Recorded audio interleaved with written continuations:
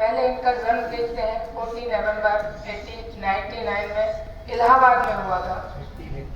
1889 में 1889 में और 27 मई 1964 में इनका देहांत हो गया था असमय हार्ट अटैक के कारण।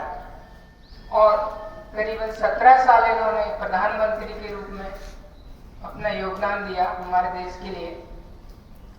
भारत के प्रथम प्रधानमंत्री के रूप में कार्य किया इन्होंने। फिर इनकी स्कूली शिक्षा हैरोस स्कूल में हुई। अच्छी रिच फैमिली से बिलोंग करते थे, संभ्रांत परिवार से थे, तो प्राइवेट ट्यूशन के लिए टीचर्स आया करते थे। फिर इसके बाद इन्होंने अपनी कॉलेज की शिक्षा विदेश से ही की, इंग्लैंड से ही की, ट्रिनिटी कॉलेज से, और लॉ की पढ़ाई इन्होंने इनर टेम्पल कॉलेज से की। फिर 1910 में इन्होंने लॉ की पढ़ाई को कंप्लीट करने के बाद 1912 में ये भारत वापस आए और 1916 में इन्होंने शादी की। इसके बाद ये होम रूल लीग से जुड़े, एनी बिसेंट से। प्रारंभिक तौर पे इनको गरम दल का नेता माना जाता था। अपने पिताजी से भी मतभेद रहते थे। इनके पिताजी मोतीलाल नेहरू थे, ये जो कि कांग्रेस के बहुत बड़े नेता थे।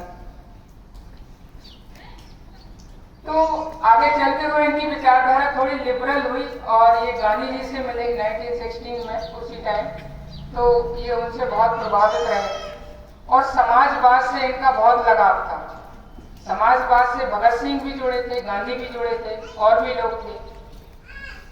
तो समाजवाद जो एक टर्म है कि समाज के लिए, वेलफेयर के लिए काम करना। पहले में थोड़ा इनका स्वतंत्रता में जो इन्होंने थोड़ा सहयोग किया, थोड़ा और उसके आगे बढ़ाऊंगा।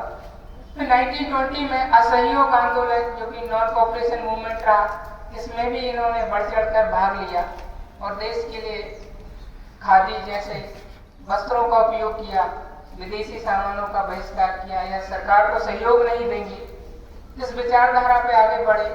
और आगे चल के 1928 में जब मोतीलाल नेहरू, इनके पिताजी को नेहरू रिपोर्ट बनाने को कहा गया, तो इन्होंने कहा, इनके पिताजी ने कहा कि सरकार में रहकर ही हम स्वतंत्रता की मांग करेंगे या डोमिनियन स्टेटस की बात करेंगे।